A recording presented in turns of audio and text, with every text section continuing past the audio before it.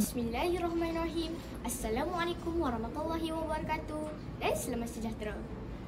Sebelum saya melanjutkan bicara, izinkan saya perkenalkan diri terlebih dahulu. Nama saya Diasara binti Haizal, berumur 11 tahun dan belajar di Sekolah Kebangsaan Sarjana Indah yang terletak di Nyebun Tebal, Pulau Pinang. Hobi saya ialah bersukan dan membaca buku. Apabila dewasa nanti, saya bercita-cita ingin menjadi seorang peguam. Novel yang berjaya menarik minat saya ialah karya Taimur Abdullah berjudul Penulis Arkitek Jalanan. Novel ini terbitan Iman Publications Negeri Berhad, di mana cetakan pertamanya ialah Mei 2023. Novel ini mengandungi 255 muka surat yang berharga RM32 bagi semenanjung Malaysia dan RM35 bagi Sabah dan Sarawak.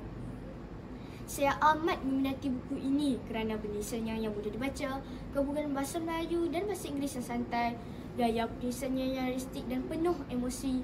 Di samping itu, penulis turut menyelipkan unsur humor yang membuatkan saya turut tergelak sendiri ketika membacanya.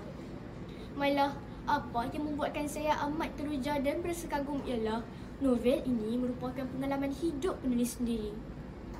Mari saya bawa rakan-rakan semua memasuki imajinasi di dalam novel ini.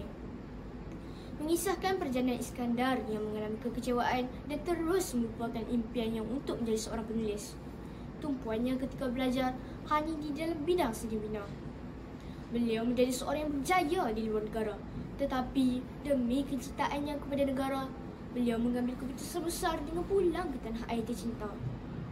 Perjalanannya yang penuh pancaroba tidak semudah yang disangka. Dengan bermula daripada kosong, Iskandar nekat mencuba tanpa menyerah kalah. Saya juga sangat terinspirasi dengan watak Iskandar, seorang yang kuat semangat, suka membantu orang lain, tidak mudah putus asa, mempunyai jati diri dan tidak berdendam. Motivasi dan kata-kata semangat daripada kakak dan sahabatnya menjadikan Iskandar semakin kuat untuk berjuang semula. Akhirnya, Iskandar berjaya mencapai kejayaan serta menjadi orang yang dikenali dengan nama penanya bin Abdullah dalam bidang penulisan dan juga kejayaannya sebagai arkitek. Secara keseluruhannya, saya amat berpuas hati dengan novel ini. Banyak pengajaran yang boleh saya terapkan dalam diri saya setelah selesai membaca buku ini. Saya amat terinspirasi dengan watak Iskandar, seorang yang tabah, cekal dan tidak mudah putus asa. Akhir sekali, saya ingin katakan novel ini sangat menarik dan menyarankan rakan-rakan lain untuk membacanya.